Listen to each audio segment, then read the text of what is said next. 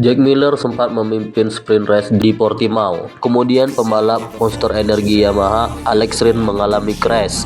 Jack Miller kembali disusul oleh Bagnaia di lap berikutnya. Lagi-lagi Miller kembali disalip oleh Marc Marquez. Pembalap LCR Honda Johan Zarco mengalami low side. Pembalap KTM Brad Binder dan rider VR46 di Gia mengalami crash. Akhirnya Francesco Bagnaia memimpin balapan disusul Marquez di belakangnya.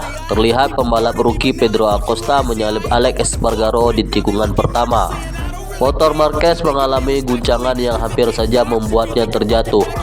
Martin bisa menyusul Marquez di posisi kedua, namun di lap-lap akhir Bagnaia melebar keluar lintasan dan harus turun posisi keempat. Di lap terakhir, Marquez menyalip Martin dan akhirnya finalis menjadi juara diikuti Marquez dan Jorge Martin. Pembalap anyar Gresini Racing Team, Marc Marquez memberikan pendapatnya saat ditanya tentang riding style atau gaya balap pembalap Moto2 yang baru saja naik di MotoGP.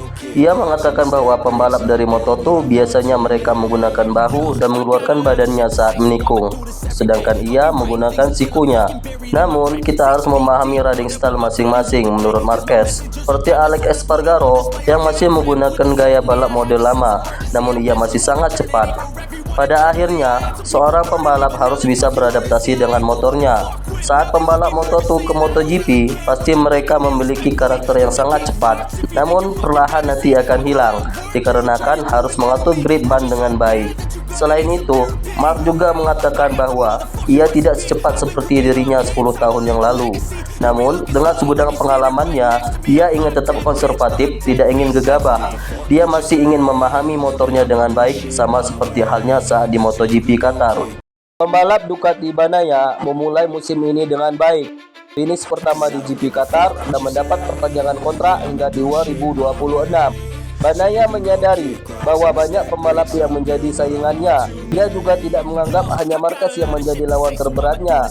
Dia juga beranggapan pembalap lainnya seperti Martin, Binder, dan pembalap-pembalap lainnya akan menjadi lawan terberatnya juga nanti. Pembalap rookie Pedro Acosta yang memiliki penampilan mengesankan di GP Qatar juga menjadi perhatiannya. Wajar ada pembalap muda yang baru saja ke MotoGP memiliki ambisi yang besar untuk mengalahkan seorang juara. Bagnaia juga ingin meraih medali emas seperti petenis dari Italia, Jannik Sinner. Namun, sulit baginya untuk mewujudkan hal tersebut. Selain itu, Bagnaia memiliki ambisi untuk bisa membalap hingga umur 35 tahun nanti.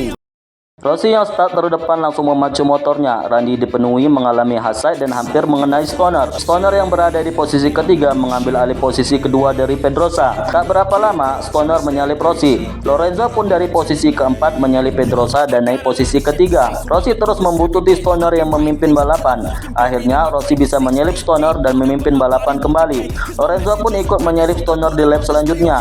Sementara itu, Marco Melandri merebut posisi ke-6 dari Dovizioso. Di lap berikutnya, Dovizioso kembali disalip oleh Nicky Hayden.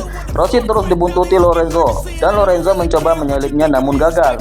Akhirnya pada lap 25, Lorenzo menyalip Rossi, dan Pedrosa menyalip Stoner secara bersamaan. Dan di sisi lain, Dovizioso harus berhenti balapan karena masalah teknis. Stoner hampir jatuh karena sudah kehabisan grip ban belakang.